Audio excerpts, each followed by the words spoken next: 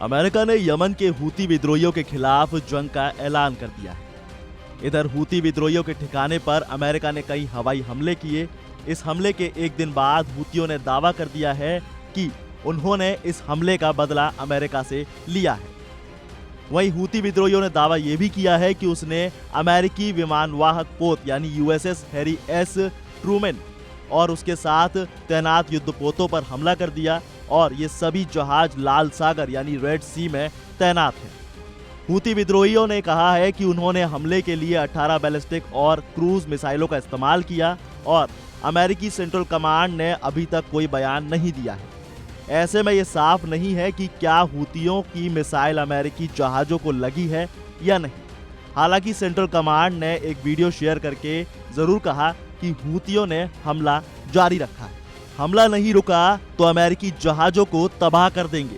ये बयान है हूती विद्रोहियों का और ये बयान आया तब जब अमेरिका ने हूतियों पर एयर स्ट्राइक कर दी। ये अपने आप में एक खुला चैलेंज है हूतियों की तरफ से अमेरिका के लिए। क्या है पूरा मामला, आइए जानते हैं। अमेरिका ने यमन के हूती विद्रोहियों पर एयर स्ट्राइक की है। इस अमेरिकी हमले में 32 लोगों के मारे जाने की बात कही गई, लेकिन अब हूतियों की ओर से भी अमेरिका को खुलेआम चुनौती दी गई है। यमन के अल हूती उग्रवादी नेता अब्दुल मलिक ने एक भाषण में कहा है कि अगर अमेरिका यमन पर अपने हमले जारी रखेगा तो उनका ग्रुप लाल सागर यानी रेड सी में अमेरिकी जहाजों को निशाना बनाता रहेगा। इधर अब्दुल मलिक ने यह भी कहा कि अगर वो अपनी आक्रामकता जारी रखते हैं तो हम अपनी कार्रवाई जारी रखेंगे। और आपको बता दें कि अमेरिका को कहा गया है कि वो यमन के हूती समूह पर हमले जारी रखेगा जब तक वो शिपिंग पर हमले बंद नहीं करते। जबकि रूस और अमेरिका से हमले रोकने की अपील की गई है और संयुक्त राष्ट्र में संयम की अपील भी की गई है। यहाँ तक कि यमन की राजधानी सना में रह रहे लोगों ने यह भी बताया कि शाबू जिले में पूर्वी ज़ेराफ इलाके में कम से कम 4 हवाई हमले हुए, जिससे इलाके में महिलाओं और बच्चों में दहशत फैल गई है।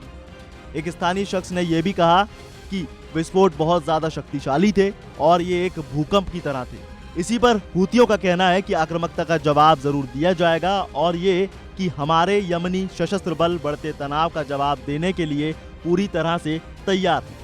अमेरिकी हमलों में करीब 23 लोग घायल हुए हैं और मरने वालों की संख्या बढ़ भी सकती है। चलिए अब आपको एक बारी और याद दिला देते हैं कि हूती रेड सी में हमले कर क्यों रहे हैं। तो देखिए, नवंबर 2023 से हूतियों ने इंटरनेशनल शिपिंग पर 100 से ज्यादा हमले किए हैं, जिससे वैश्विक व्यापार प्रभावित हुआ है। हूतियों का कहना है कि यह हमले गाजा में इजराइल और हमास युद्ध के चलते फिलिस्तीनियों के समर्थन में किए जा रहे हैं और इन हमलों से निपटने के लिए अमेरिकी सेना को मिसाइलों और ड्रोन से रोकने के लिए महंगे अभियानों में लड़ना पड़ेगा।